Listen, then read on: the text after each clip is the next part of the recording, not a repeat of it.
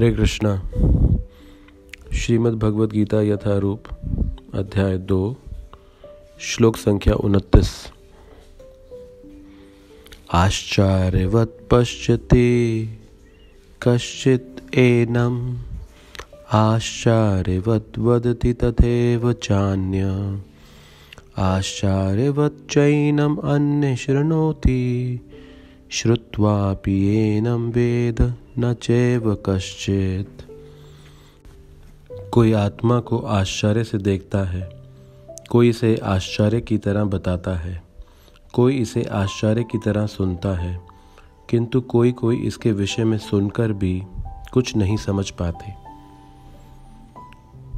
तो पिछले श्लोकों में भगवान कृष्ण ने आत्मा की अनेक विशेषताओं की चर्चा की और इन सारी विशेषताओं को सुन के अर्जुन आश्चर्यचकित थे और अर्जुन कह रहे हैं कि ये कितनी अद्भुत, कितनी आश्चर्यजनक आत्मा है और इतने आश्चर्य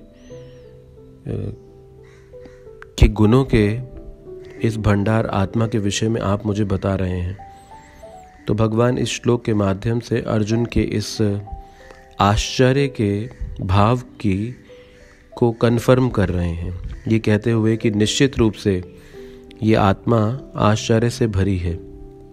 आश्चर्यवत् पश्यति कश्चित् एनम्। तो एनम शब्द यहाँ आत्मा और शरीर दोनों के लिए उपयोग किया जा रहा है। तो एनम ये आत्मा, आश्चर्यवत् पश्चित मतलब देखता है।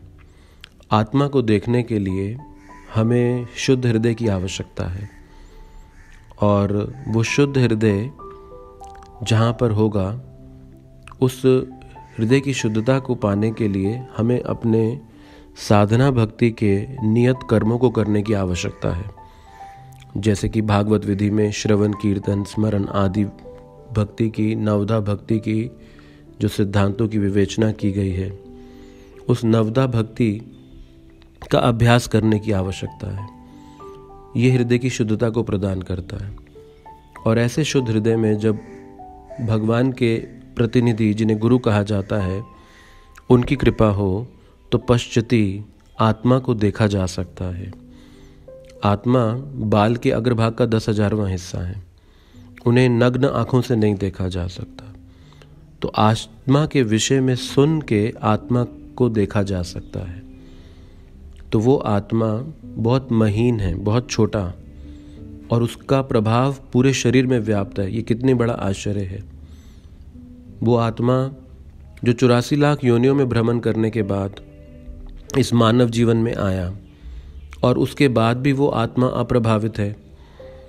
शरीर को जन्म हुआ, शरीर की मृत्यु आई, शरीर की वृद्धावस्था आई, शरीर में रोग आए, शरीर 3 तापों से सताया गया, लेकिन आत्मा अप्रभावित रहा।